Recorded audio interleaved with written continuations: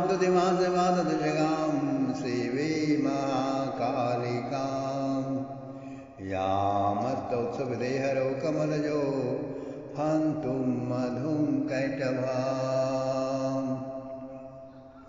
मेरे आत्मस्वरूप बंधुओं, एक बार व्यास जी के शिष्य महातेजस्वी जैमिनी ने तपस्या और स्वाध्याय में लगे हुए महामुनि मार्कंडेय से पूछा, भगवान, यह महाभारत उपाख्यान वेदों का विस्तार रूप है। इसमें बहुत से विषयों का प्रतिपादन किया गया है। मैं इसे जानना चाहता हूँ, इसलिए आप मुझे कृपया बतलाइए कि जगत के सृष्टि पालन संहार के एकमात्र कारण भगवान निर्गुण निराकार होकर भी मनुष्य रूप में कैसे प्रकट हुए और द्रौपदी कुमारी कृष्णा अकेली ही पांचों पांडवों की महारानी क्यों हुई, कैसे हुई?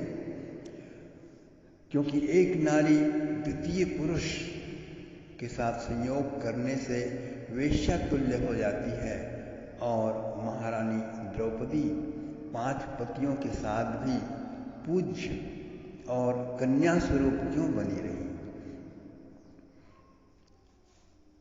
साथ ही साथ मुझे यह भी बतलाइए कि द्रौपदी के 5 महारथी पुत्र, जिनका अभी विवाह भी नहीं हुआ था, जिनके रक्षक भगवान कृष्ण भी स्वयं थे, पांडव जिनके रक्षक थे, अनाथों की भांति क्यों मारे गए?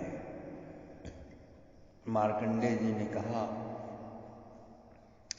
मुनि श्रेष्ठ, इस समय बहुत व्यस्त हूँ। मेरे संध्या वंदन इत्यादि का समय हो चला है। तुम्हारे प्रश्नों का उत्तर विस्तार पूर्वक देना होगा, उसके लिए अभी मेरे पास समय नहीं है। मैं तुम्हें ऐसे पक्षियों का परिचय देता हूं जो तुम्हारे प्रश्नों का उत्तर देंगे और तुम्हारे संदेह का निवारण करेंगे। उनका नाम है पिंगलाक्ष, विबोध, सुपुत्र और सुमुख। वेदों और शास्त्रों के तात्पर्य को समझने में उनकी बुद्धि कभी कुंठित नहीं होती। विचारों पक्षी विंध्य पर्वत की कंदरा में निवास करते हैं। तुम उन्हीं के पास जाकर ये सारी बातें पूछो। जैमिनी को महान आश्चर्य हुआ और उन्होंने मार्कंडेय जी के शिष्यों से प्रश्न किया और उन पक्षियों के बारे में जानकारी प्राप्त की, उनका एड्रेस लिया। उन्होंने बतलाया, पूर्व काल में नंदनवन के भीतर जब देवर्षि नारद, इंद्र और अप्सराओं का समागम हुआ था, उसी समय की घटना है कि नारद जी ने नंदनवन में देवराज इंद्र से भेंट की। उनकी दृष्टि पड़ते ही इंद्र उठकर खड़े हो गए और बड़े आदर के साथ अपना सिंहासन उन्हें बैठने को दिया। वहां खड़ी हुई अप्सराओं ने भी देवर्षि नारद को विनीत भाव से मस्तक झुकाया और उनके द्वारा पूजित होकर नारद जी ने इंद्र के बैठ जाने पर यथा योग्य कुशल प्रश्न के अनंतर मनोहर कथाएं सुनाई। उससे अत्यंत प्रसन्न होकर इंद्र ने महामुनि नारद से कहा, देवर्षि, मैं आपकी कुछ सेवा करना चाहता हूँ, लेकिन मैं भोगी विलासी व्यक्ति हूँ और मैं अपने अनुरूप ही कुछ कर सकता हूँ। तो इसलिए ये जो अप्सराएं हैं, उनमें से जो आपको प्रिय जान पड़े उसे आज्ञा दीजिए यहाँ नृत्य करे और आपको प्रसन्न करे। इन अप्सराओं के नाम है रंभा, मिश्रकेशी, उर्वशी, तिलोत्तमा, घृताची और मेनका। जिसमें आपकी रुचि हो उसी का नृत्य देखिए। नारद जी ने विनय पूर्वक खड़े हुए अप्सराओं से कुछ सोचकर कहा कि तुम सब लोगों में से जो अपने को रूप और उदारता आदि गुणों में सर्वश्रेष्ठ मानती हो, वही मेरे सामने यहाँ नृत्य करे। मुनि के यह कहने पर अप्सराओं में कलह मच गया और प्रत्येक कहने लगे, अरे मैं ही गुणों में सबसे श्रेष्ठ हूँ, तुझसे श्रेष्ठ मैं हूँ। दूसरी कहती, मैं श्रेष्ठ हूँ। उनका वह विवाद देखकर इंद्र ने कहा, अरे तुम सब कलह क्यों करती हो? मुनि से ही पूछ लो, वे ही बताएंगे तुम लोगों में सबसे अधिक गुणवती कौन है। तो उनके पूछने पर नारद जी ने कहा, जो गिरिराज हिमालय पर तपस्या करने वाले मुनिश्रेष्ठ दुर्वासा को अपने रूप गुण व्यवहार से, अपनी चेष्टा से चंचल कर देगी, मोहित कर देगी, अट्रैक्टेड कर देगी तुम्हारी ओर, उसी को मैं सबसे अधिक गुणवती मानूंगा। उनकी बात सुनकर सबकी गर्दन हिल गई, सब अप्सराएं उदास हो गई। सब ने एक दूसरे से कहना आरंभ किया, हमारे लिए कार्य असंभव है। लेकिन एक अप्सरा थी जिसका नाम वपु था, वह बड़ी अभिमानिनी थी। उसके मन में मुनियों को विचलित कर देने का गर्व था। उसने नारद जी को कहा कि देवर्षे, जहाँ नारद दुर्वासा मुनि रहते हैं, मुझे उनका पता दीजिए, मैं आज वहाँ जाऊंगी और मैं उन्हें ऐसे वश में कर लूंगी कि उनके सारे दाढ़ी कटवा दूंगी, सारे बाल छोटे करवा दूंगी और उन्हें आपके साथ लाऊंगी, उन्हें हम बिस्तर करके रहूंगी। यूं कहकर वपु हिमालय पर्वत पर गई और महर्षि के आश्रम में उनकी तपस्या के प्रभाव से देखा, उनकी तपस्या का प्रभाव कि हिंसक जीव भी स्वाभाविक हिंसा वृत्ति छोड़कर परम शांत बने रहते थे। वहां से 2 मील दूर वह सुंदरी अप्सरा ठहर गई और गीत गाने लगी। उसकी वाणी में कोकिल के कलरव का सा मिठास था। उसके संगीत की मधुर ध्वनि कान में पड़ते ही दुर्वासा मुनि के मन में बड़ा विस्मय हुआ। वे उसी स्थान की ओर गए जहां वह मृदुभाषिणी बाला संगीत की तान छेड़े हुई थी। उसे देखकर महर्षि ने अपने मन को आकर्षित होने से बलपूर्वक रोका और यह जानकर उन्होंने ध्यान लगाकर देखा कि यह कौन है, किस लिए आई है, और उनके दृष्टि में सारा का सारा रहस्य जाहिर हो गया। यह तो मुझे ही लुभाने आई है। उन्हें क्रोध और अमर्ष हो गया। उन्होंने अप्सरा से कहा, आकाश में विचरने वाली मतवाली अभिमानिनी अप्सरा बड़े कष्ट से उपार्जित किए हुए मेरे तप में विघ्न डालने के लिए आई है। अतः मेरे क्रोध से कलंकित होकर तू पक्षी बन जाएगी, चिड़िया बन जाएगी। अपना यह मनोहर रूप छोड़कर तुझे चिड़िया बन के आकाश में उड़ना पड़ेगा। यह सुनते ही वपु के होश उड़ गए। वह उनके चरणों में गिर पड़ी और पुकारने लगी, त्राहि माम पाहि माम महर्षि। उसका विलाप देखकर, उसके दुख को देखकर महर्षि का हृदय पसीज गया। उन्होंने कहा कि तुम चिंता न करो, 16 वर्षों तक तुम्हें पक्षिणी के रूप में रहना पड़ेगा और तुम्हें 4 पुत्र भी होंगे और तुम 16 वर्षों के बाद महाभारत युद्ध शुरू होने वाला है जो 5000 वर्ष पूर्व हुआ। तो उस महाभारत युद्ध में जो योद्धाओं की अस्त्र शस्त्र आकाश में भरे हुए होंगे, आकाश मार्ग से एक दूसरे योद्धाओं का अंग छेदन करने के लिए जा रहे होंगे। उनमें से एक तुम्हें लग जाएगा और वो लगने से तुम्हारा शरीर छूट जाएगा, तुम फिर से अप्सरा हो जाओगी। ऐसा कहकर दुर्वासा जी चले गए और मानिनी अप्सरा वपु बहुत दुखित होकर के प्रतीक्षा करने लगी। उसके बाद उसकी मृत्यु हो गई और वह एक पक्षिणी बन गई। उसका नाम तार्क्षी हुआ।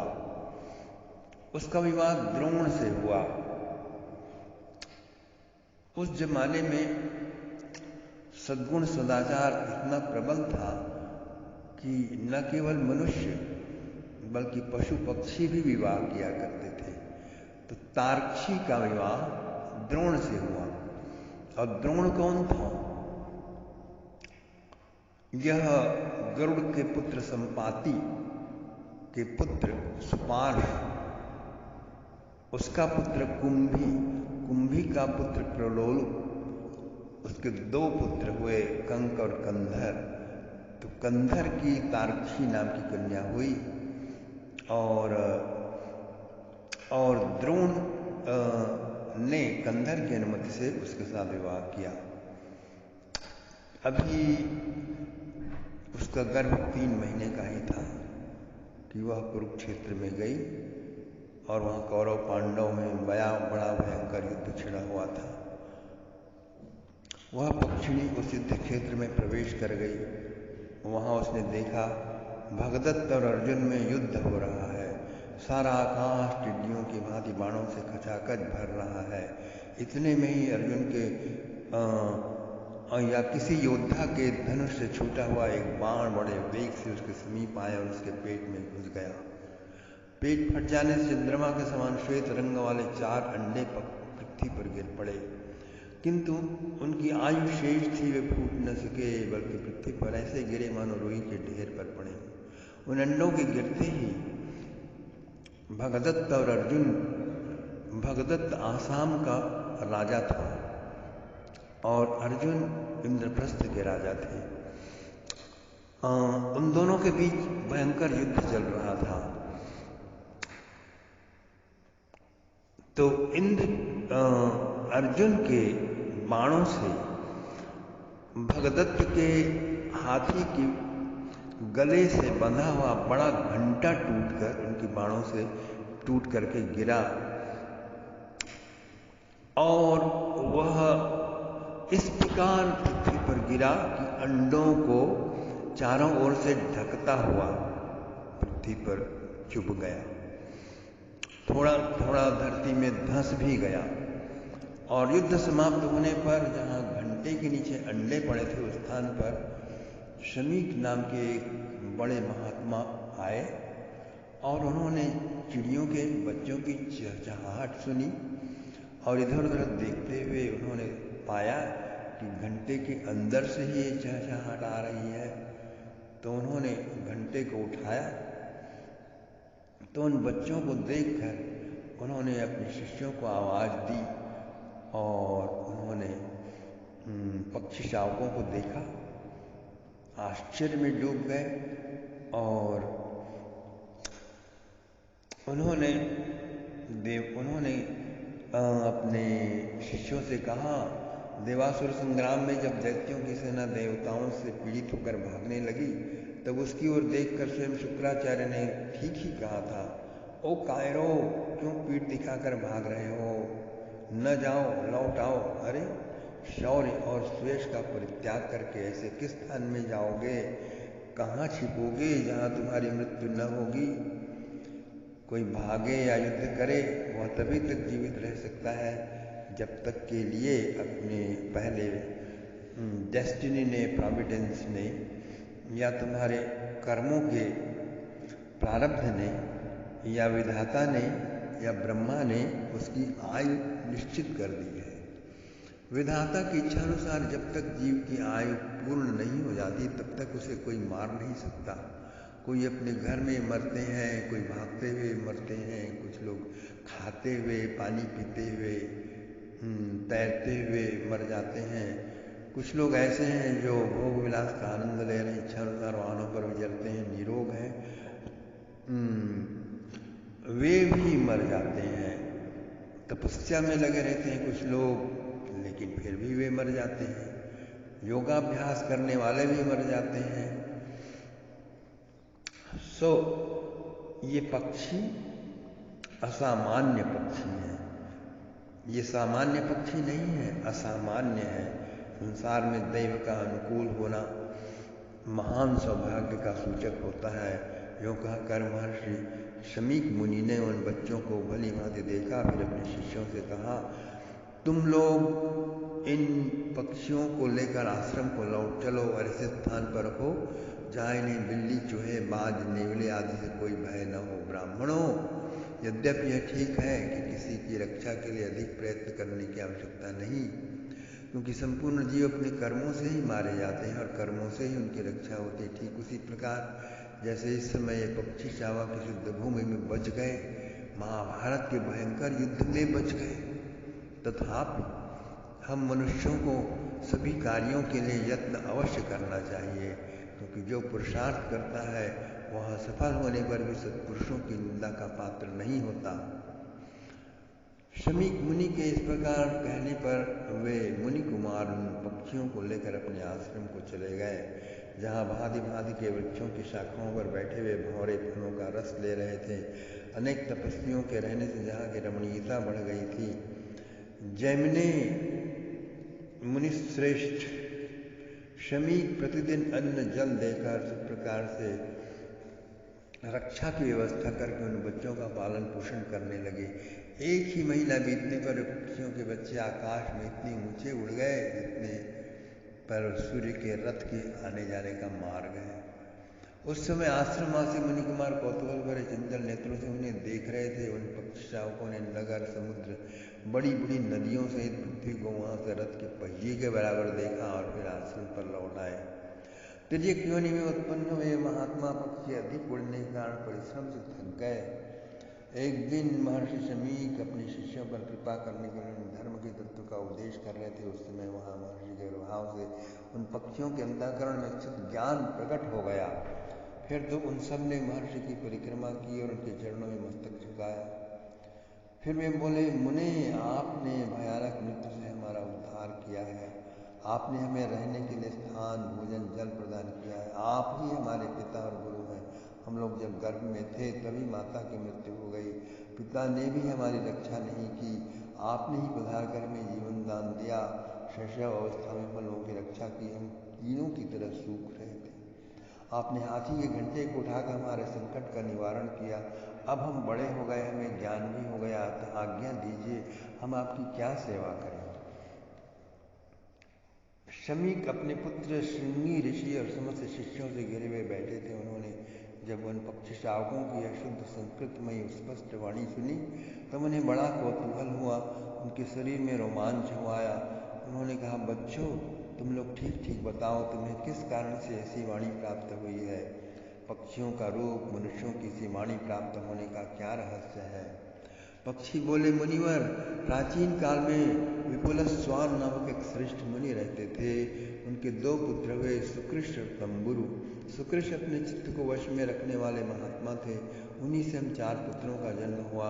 हम सब लोग विनय, सदाचार, भक्ति और सदा विनीत भाव से रहते थे। पिताजी सदा तपस्या में संलग्न रहते हैं, इंद्रियों को काबू में रखते।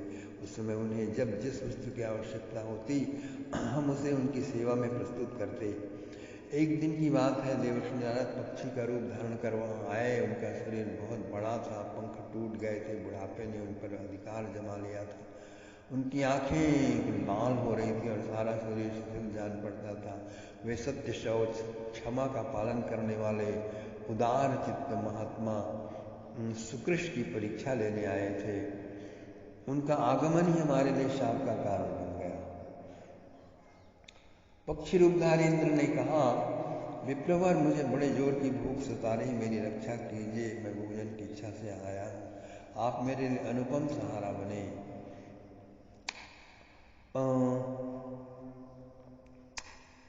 एक सप्ताह तक मुझे होश नहीं आया क्योंकि मैं किसी धक्के से गिर पड़ा था। 8वें दिन मेरी चेतना लौटी है और अब मैं भूख से व्याकुल हो गया हूँ। आप मुझे भोजन दीजिए। यह सुनकर महर्षि ने अपने पक्षी रूपधारी इंद्र से कहा, मैं तुम्हारे प्राणों की रक्षा के लिए तुम्हें यथेष्ट भोजन दूंगा। सो सुकृष्ण ने उन्हें पूछा, मुझे तुम्हारे लिए कैसे आहार की व्यवस्था करनी चाहिए। उन्होंने कहा, मुने, मनुष्य के मांस से मुझे विशेष तृप्ति होती है। ऋषि ने कहा, अरे, कहाँ मनुष्य का मांस और कहाँ तुम्हारी बुढ़ापा, वृद्धावस्था। जान पड़ता है जीव की दूषित भावनाओं का सर्वथा अंत कभी नहीं होता। मुझे यह सब कहने की